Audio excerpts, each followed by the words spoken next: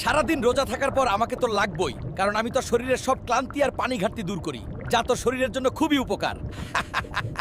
আমি হইতাছি খেজুর। সারাদিন রোজা থাইকা আমাকে খাইলে শরীরের সাথে সাথে শক্তি যোগাতে আমি সাহায্য করি, বুঝছত? আমারে খাইতে মিস করিস না। এই শোন শোন, আমি মিস্টার কলা। ইফতারের আইটেমের মধ্যে আমারে রাখবি, আমি হজম সহজ করি আর শরীরকে ফ্রেশ রাখি। আমারে ছাড়া তো ইফতারি জমবো না, কি আর কইমু, আমি আর আগের মতো নাই রে। আমারে অল্প অল্প খা, হ্যাঁ বেশি খাইস না। আমি মিস্টার পিয়াজু। সারাদিন রোজা থাইকা আমারে বেশি কইরা খাইলে তোদের শরীরের জন্য ক্ষতি। আমি টেস্টি ঠিকই, কিন্তু বেশি খেলেই বিপদ। আমি হইতাছি কি আলুর চপ, আমারে খাইলে তোদের পেটের মাঝে গ্যাস হইব।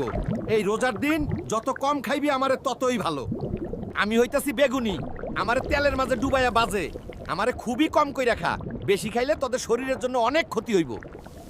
এই শোন শোন, এ রোজা রমজানের দিন ইফতারের সময় তেলে ভাজা খাবার কম খাইবি, আমাদের মতো টাটকা খাবার খাবি। আমাদেরকে কি আরো দেখতে চাস? তাহলে বঙ্গ কার্টুনস ফলো দিয়ে রাখ এবং লাইক শেয়ার দিয়া সাথেই থাকিস।